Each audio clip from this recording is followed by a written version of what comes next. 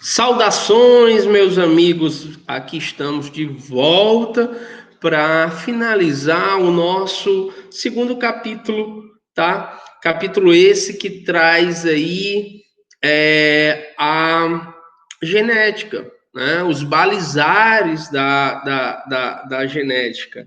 Eu considero, sim, e você hoje, nós temos aí a genética desde aí o século XIX, em voga, principalmente aqui nós estamos no século XXI, onde nós utilizamos aí a genética em várias áreas, tá? Desde a robótica, genética na robótica, exatamente, pessoal.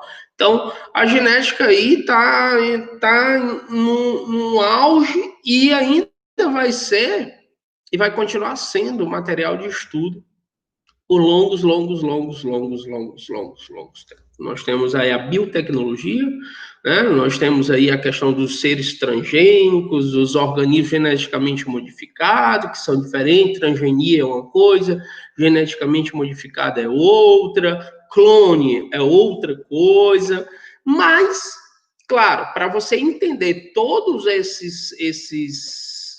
essa parte de inovações de novas tecnologias surgindo a partir do estudo do DNA, claro, evidente, é necessário que a gente conheça os pilares como a coisa acontece, tá? Então, aqui eu vou projetar aonde nós paramos. Vocês lembram aí comigo onde nós paramos? Salvo engano, nós paramos nos tipos de divisão.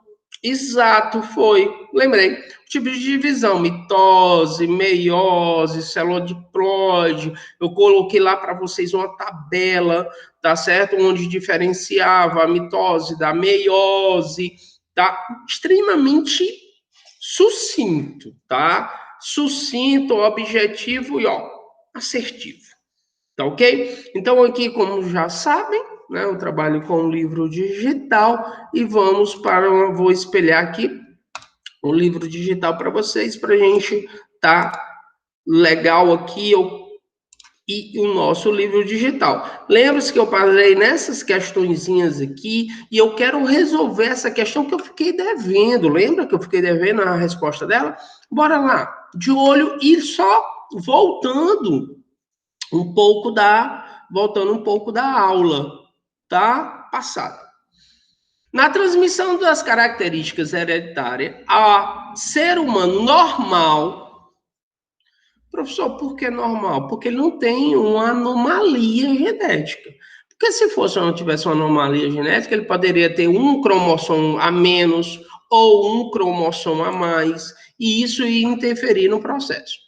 Então, por isso que ele diz que é normal. Participa em suas células reprodutoras. Olha, se é reprodutora, é metade da carga genética. Como nós seres humanos temos 46 cromossomos, vai ser pela metade para produzir ou o espermatozoide ou o óvulo. Quer dizer, o espermatozoide tem 23 e o óvulo também tem 23. Desses 23, cuidado que eu vou falar agora, 22 são células somáticas e um só, célula não, cromossomos, e um só é um cromossomo reprodutor. Assinale. Assim, aliás, o ser humano normal possui 46 cromossomos, sendo 44 somáticos e 2 cromossomos sexuais. Tá aí a resposta. Ó, se você pegar 44 e somar com 2, dá quanto, pessoal? 46. Então, a alternativa correta ficaria a alternativa A. Ok? A. Beleza? Tranquilinho? Então, todas as outras alternativas são o quê? Falsas, tá? A alternativa correta é a alternativa A da primeira. Então, é uma questão que eu vou trabalhar bem essa questão aqui com você de várias formas distintas. Não esqueça de resolver as demais questões, por gentileza. Qualquer coisa, entra na agenda eletrônica, deixa a tua dúvida lá que eu faço questão de resolver. Tá bom para você? Não esquece disso. Então, vamos lá para o para a nossa genética, pessoal. O pai da genética é o Gregory Mendel, não é esse cara aí. Mas foi Benson que basicamente começou a criar termologia genética. Ela foi aplicada aí no começo do século XX, 1905, pelo biólogo William Benson, tá? Já no século XIX, tá? A palavra, né, grega geno, que significa gerar. Geno significa gerar. Então, Benson, ele definiu a biologia, ela tem vários ramos. Ela tem a zoologia, tá? Ela tem a bioquímica, ela tem a citologia, a histologia, a fisiologia, a anatomia. Então, vocês observam que tem várias áreas da biologia. E a genética é uma das suas competências. Então, pessoal, quando a gente fala basicamente de transferência de informação, a gente está falando basicamente desse princípio, tá? Que nós chamamos de quê? Hereditariedade, tá? Não esqueça disso, hereditariedade. Então, essa é a questão da hereditariedade, ela vai lá também para a questão da evolução, conjuntamente com o darwinismo, mas antes do darwinismo, nós temos ali a teoria do Lamarckismo, né? Jean-Baptiste Lamarck. Então, tudo isso é de conhecimento. Eu fico imaginando, porque Darwin ele acertou, em parte. Se Darwin tivesse conhecido Mendel, Ave Maria, seria uma beleza. Uma belezura. Mas eles viveram em épocas distintas, tá? Eles viveram em épocas distintas. Então, basicamente, pessoal, eu gostaria que vocês, até título de mesmo, de informação, que essa pré-formação, essa progênese, ele admitia que no interior das células sexuais existia uma criatura microscópica, uma miniatura de um novo indivíduo. A pessoa tivesse ele, parece um absurdo, professor Eduardo, isso é um absurdo, mas para aquela época não era. Tá certo? Se você pegar aí historiograficamente, se nós fizermos uma análise em relação à Terra, que sendo o centro do universo, onde que nós chamamos que era o geocentrismo, né? O antropocentrismo aí, em que o homem, a Terra, nós tínhamos depois que veio o heliocentrismo, por Galileu e Galilei. Então, basicamente, nós vamos ter aí duas vertentes. Vai naquela época em que a igreja intitulava que a Terra era o centro do universo. Fosse você um cientista e descobrisse que não. Fosse dizer isso, você era morto, era queimado, enforcado, decapitado, a depender do país. Tá bom? Então, basicamente, pessoal, eles acreditavam que dentro da célula sexual já estava um indivíduo pré-formado. Já existia um Eduardinho, uma Mônica, um Cascão, já existia a Elisângela, o Pedro, o Rodrigo, dentro ali, já em uma miniatura.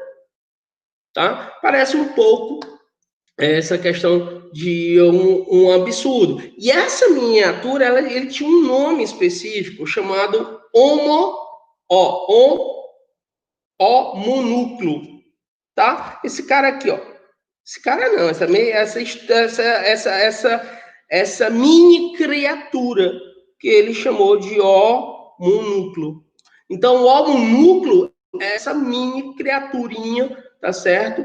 Que depois, com o aperfeiçoamento da microscopia, foi se identificar que não havia, de fato, o que ele considerava como uma hipótese, tá? Então, a genética, basicamente, teve o pai, né? Entre aspas, aí, que é o Gregory Mendel, que basicamente aí, meados do século XIX, 1822 a 1884, ele fez um estudo com uma planta que tinha umas características específicas. Essas características específicas permitiu com que Mendel fizesse esse estudo. Por quê? Porque ela se reproduzia rápido, ela tinha várias características e o mais importante, ela tinha um processo de fecundação cruzada e autofecundação. Quer dizer que as ervilhas, elas tinham a propriedade de simplesmente fazer autofecundação. Então, eu tinha uma preservação da característica. Então, dava para selecionar plantas puras. Aquela questão que diziam até hoje, sobre os reis, as rainhas, os imperadores, dizer que tem sangue real. Meu cavalo é puro sangue. Então, vem daí, pessoal. Essa questão de pureza do sangue é uma falácia, tá? Ele está dizendo que, basicamente, em relação a dada característica, ele é puro. Foi claro? Ele é puro. Mas isso é possível, evidentemente, você criar... como lá na Segunda Guerra Mundial. Quando a gente pensa em Segunda Guerra Mundial, em que Hitler postulou que eu digo, que ele criou a ideia do arianismo, né? E dizendo que, por exemplo, que o judeu era uma raça impura, que contaminava. Então, aquela história ali estava falando um pouco de genética, estava falando um pouco de hereditariedade, tá? Em que basicamente alemão era raça pura, tá? Então, aqui ele observou uma série de características, como, por exemplo, a cor da semente, a textura da semente, se era rugosa, se era lisa, se é o tamanho da planta, a cor da flor, tá certo? Tudo isso, a posição das flores, tudo isso ele observou. Lembrando, pessoal, que esse cara, o Gregor Mendel, ele era um monge. Então ele vivia no mosteiro, totalmente isolado. Então, como era toda a pesquisa de Mendel, ele morreu e a pesquisa ficou ali sucumbida assim, ficou presa no monastério. Tá certo? Era o mosteiro de Santo Tomás de Aquino. Tá? Então, aquele monastério, lá na época da República Tcheca, ele ficou lá. E muita gente depois começou a descobrir a mesma coisa que ele descobriu.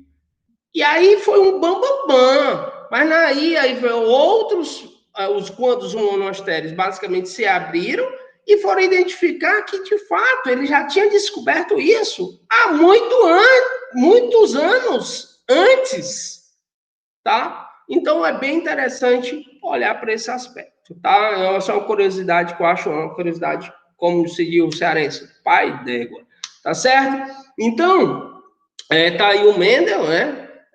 O nosso amigo aí. E, inclusive, isso aqui é um selo, tá? Isso aqui é um selo em homenagem, é um selo comemorativo estampado com a foto do nosso amigo Mendel e as ervilhas, né? Que foi a grande parceira de Mendel por longos anos de pesquisa. Então, Mendel, pessoal, ele fez experimentos, ele fez cruzamento entre ervilhas. E esse cruzamento permitiu que ele pudesse observar, de fato, algumas características.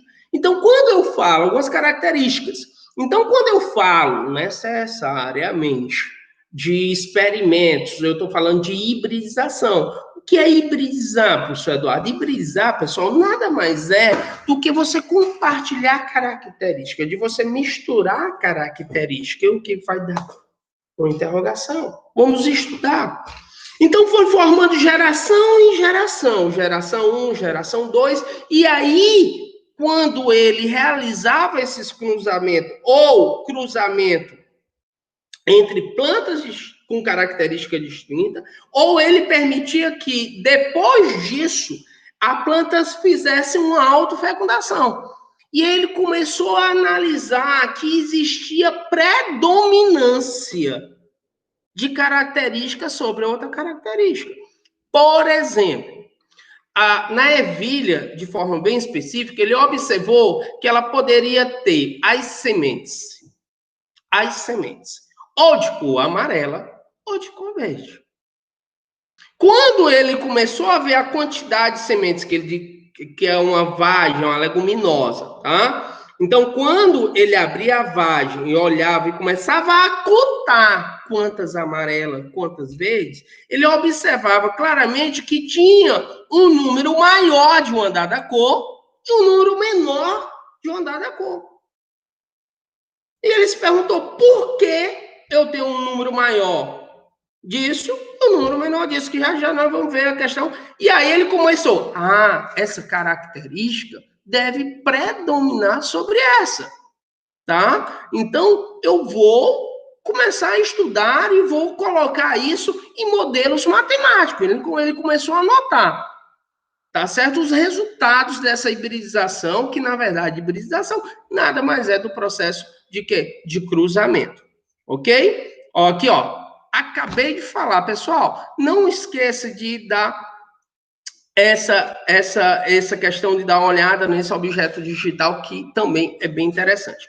Então, uma coisa que você tem que entender, essa característica, ela está inserida no segmento. Você lembra que eu falei disso, que eu tenho um DNA, e o segmento do DNA eu chamo de gene. E esse gene, por sua vez, está vinculado a uma dada característica.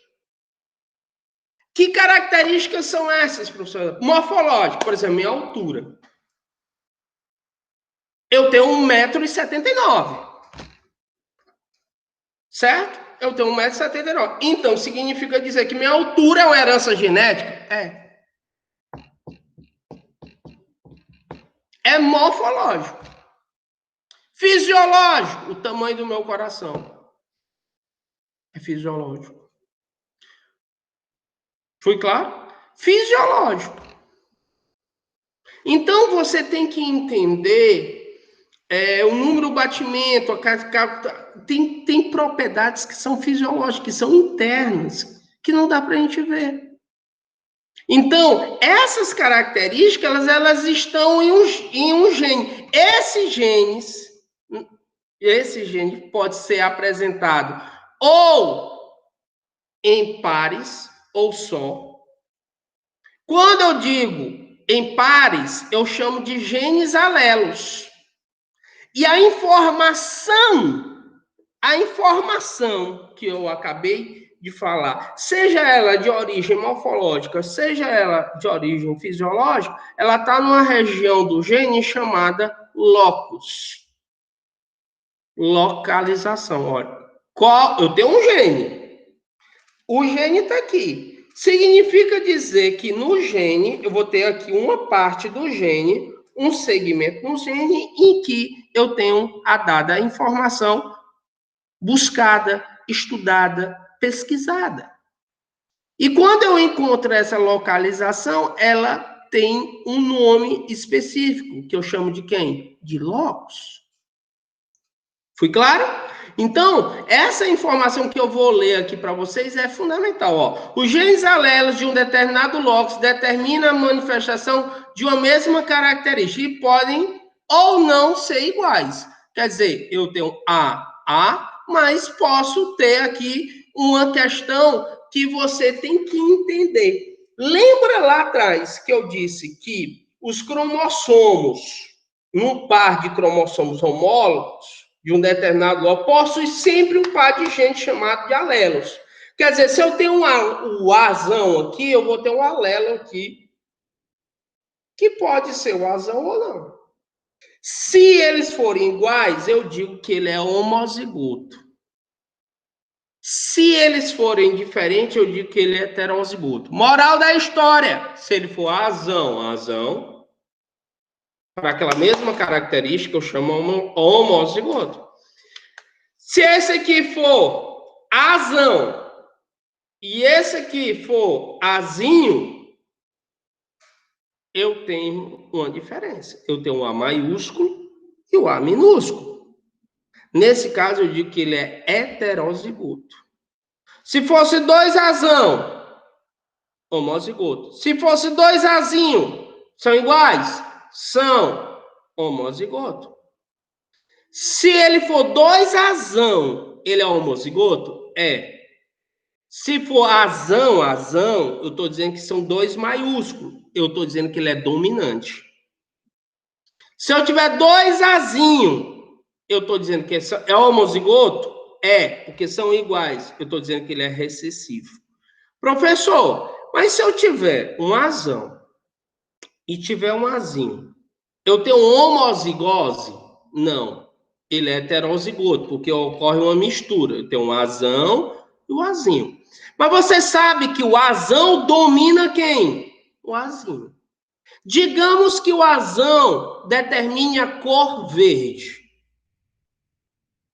Certo? E o azul, e o azinho, o azul. Pessoal, nesse caso, ele vai nascer quando ele nasce com esse gene aqui, azão e azinho. Vai nascer que cor? Essa espécie, essa semente, ela tem que cor, digamos? Porque o azão é verde. O azinho é azul. Então, o azão domina o azinho. Então, ele vai ser de cor o quê?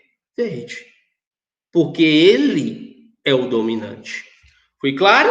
Então, ó aqui, homozigoto. O que eu falei aqui, ó, pessoal? Azão, azinho, heterozigoto. Lembrando que o azão domina a característica do azinho. Tá bom? Então, aqui, ó, homozigose. Aqui eu vou fazer uma comparação. Aqui eu tenho uma homozigose dominante, 2 azão, dominante. Aqui eu tenho uma heterozigose em que o azão vai dominar o azinho, quer dizer que a característica do azão vai dominar a característica do azinho. E aqui eu tenho uma homozigose recessiva, azinho. Tá certo? É recessiva. Ok? Então, pessoal, muito cuidado. Essa questão aqui do ovócito e do espermatozoide é bem interessante, tá? Ovócito, professor, não só me disse óvulo? Sim. Pessoal, o ovócito, antes, basicamente, de acontecer isso aqui, ele amadurece. A mulher não libera o óvulo. Ela libera uma estrutura não madura, que vai amadurecer na tuba uterina, chamada de quem? Ovócito. Para ser bem preciso, ovócito secundário. Tá bom? Ovócito secundário. Tá? Então, pessoal, quando ocorre aqui, eu vou ter a fecundação e vai me gerar, ó, 23 do óvulo mais 23 do espermatozoide, vai me gerar o nosso zigoto, que por sua vez vai sofrer uma série de alterações ainda na tuba uterina, múltiplas divisões celulares, até a fixação na camada, na parede uterina, onde vai basicamente se dar a formação do feto propriamente dito. E essa área específica, pessoal, ela tem um nome, chama-se embriologia, quer dizer, outro segmento da biologia. Aqui, pessoal, é necessário, como eu já disse para vocês, aqui eu já citei o que significa morfologia, a parte estrutural da forma, fisiologia, citei até o coração, a questão do funcionamento, como vai se dar o funcionamento. Aqui a gente compara muito os filhos com o pai, puxou para o pai, tá? O menino é inteligente como o pai, é mesmo que o avô. Então, não estou falando de comportamento. Tem, claro, específico, comportamentos que são oriundos de herança genética. Tem. Mas a maioria dos comportamentos, eles são, digamos, construídos depende da formação, depende como ele foi criado, como é o senso crítico, se é o senso comum. Então, por isso que a educação, os grandes formadores é o próprio aluno, não é o professor, não. O professor, ele é uma chave mestre ali para muita coisa, mas o grande protagonista de toda a situação é o aluno, quando ele questiona, quando ele pergunta, quando ele abre um momento de reflexão sobre dado assunto. Ah, que matéria chata. Chata por quê? Aí cabe uma grande reflexão e fica essa reflexão para vocês, tá bom? Então, nós já falamos sobre o genes, eu já falei aqui a questão do azão, azinho, já falei onde fica a localização do gene no DNA chamado de locus, tá? E pessoas, tem que entender isso. Quando eu falo genes, é importante que essa característica, ela é dada por letras. Tá? Não esquece disso, por letras. Por exemplo, quando eu tenho uma letra maiúscula, eu estou dizendo que é dominante. Quando eu tenho uma letra minúscula, eu estou dizendo que é recessivo. Você já sabe disso. E cada letra representa uma característica. Fui claro? Cada letra representa uma característica. Não esquece disso. E quando eu digo azão, eu estou dizendo que é o genótipo, é um gene, representa o gene. Esse azão diz que a pelagem do cachorro é preta. Quando eu digo a palavra, eu chamo de fenótipo.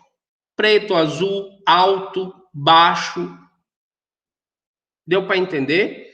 Quando eu falo adjetivo, a palavra propriamente, em vez de letras, certo? Em vez de letras,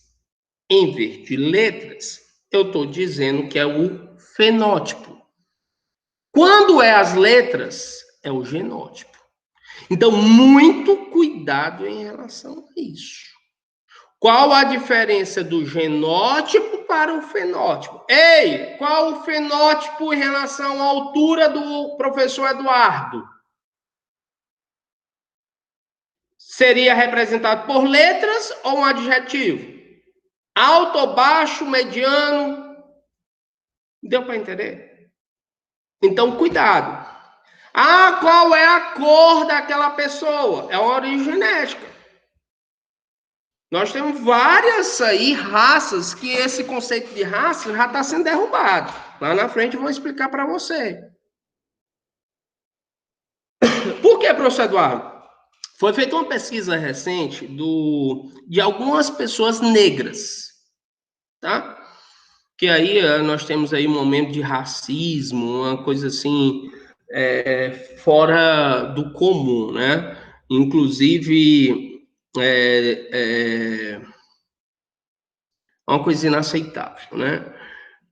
Os negros, inclusive tem negro que não gosta que tem medo de falar negro. Com a tua raça, com a tua cor.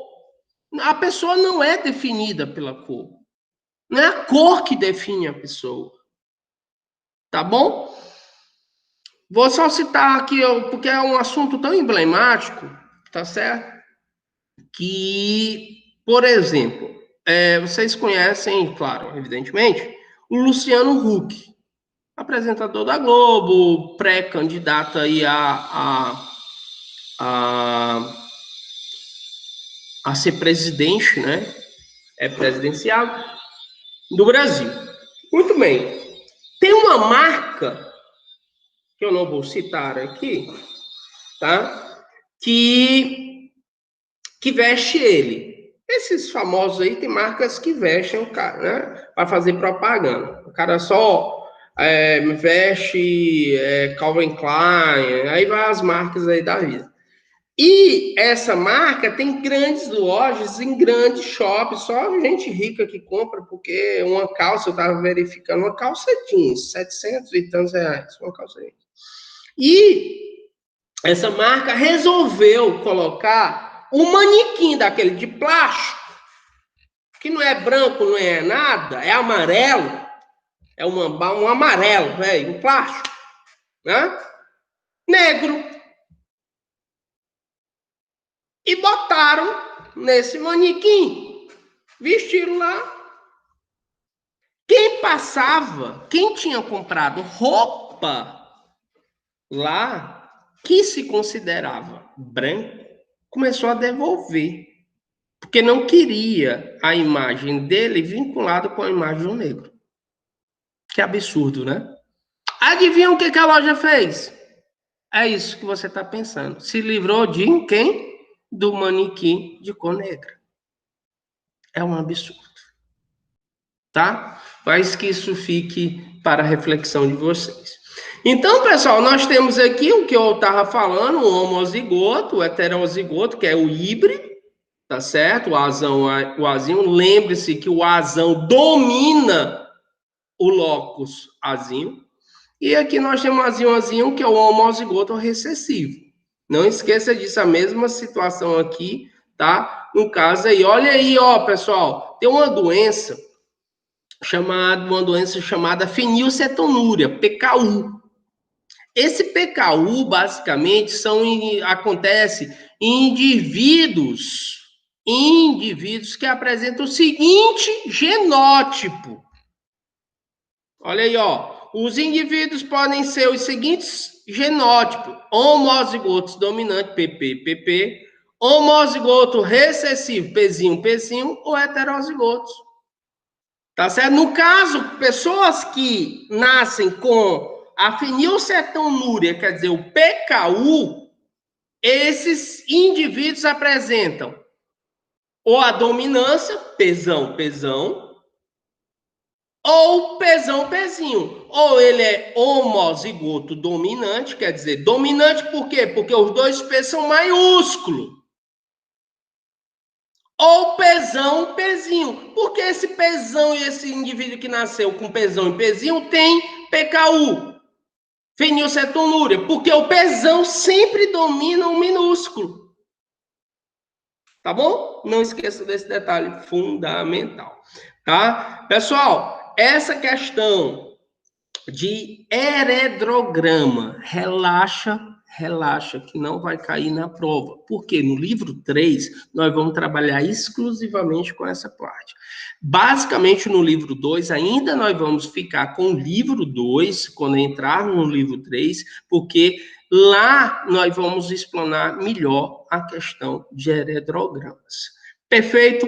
Aula top, show de bola. Eu sou apaixonado por genética, eu sou meio suspeito para falar, tá bom? Então, desde já, pessoal, meu abraço gigantesco. Fiquem com Deus. Bons estudos. Lembrando que nossa prova, ela cai o capítulo 2, esse capítulo que foi dividido em 2 aulas, em 2 momentos distintos, e o capítulo 3. Tá bom? Um grande abraço a vocês, a família de vocês. Mesmo, um abraço, uma saudade muito grande de todos vocês. Eu acredito que a recíproca também seja verdadeira. Tá bom? Um abraço. Tchau, tchau.